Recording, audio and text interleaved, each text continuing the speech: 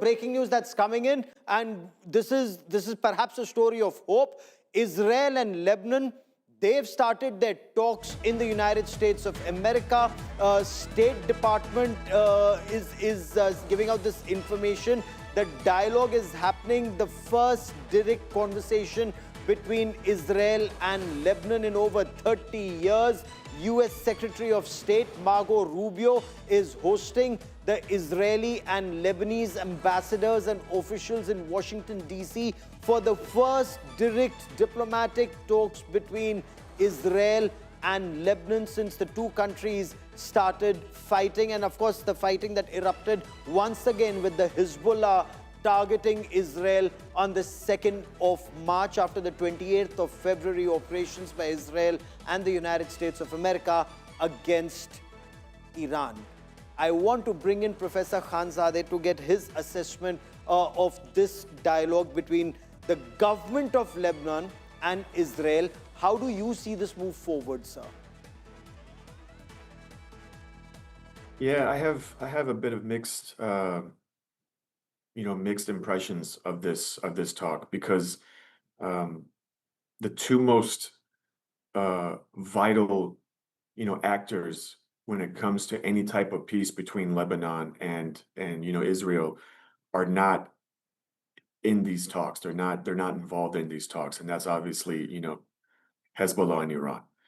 Whatever type of agreement is made, or whatever type of understanding is made between Israel and also the Lebanese government, will be superficial at best, because as we all know, with Hezbollah being inside Yes. Lebanon, that is considered a state within a state.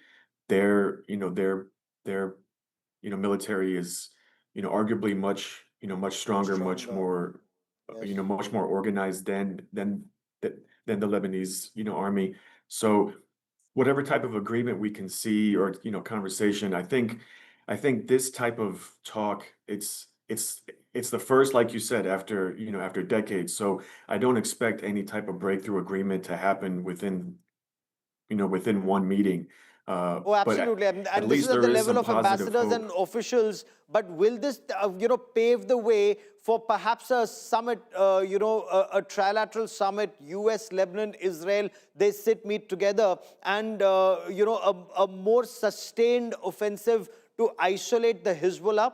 What is the Lebanese society like? Because aren't they also suffering the actions of Hezbollah? Israel says we didn't target Lebanon on the 2nd of March. It's the Hezbollah that targeted us, and we are now responding.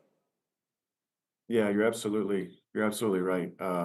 I believe that the vast majority of the Lebanese citizens see this as a positive sign. They've been wanting to see their government stand up to Hezbollah and to find a way to end these types of conflicts, where the the most devastated demographic is the innocent population Yes. within Lebanon. But again, there, even with that, there's still a strong number of Support citizens base. within Yes. within that they do support Hezbollah, not so much how and what Hezbollah does, but what they stand for. They being Okay. able to stand up to a bully like Israel, being able to stand up to a bully like the United States, being able to support the Palestinian cause. So Okay. there could be a gray area within this, where it's not so black and white, where either it's we have to We'll track disarm that Hezbollah story or we very don't. closely.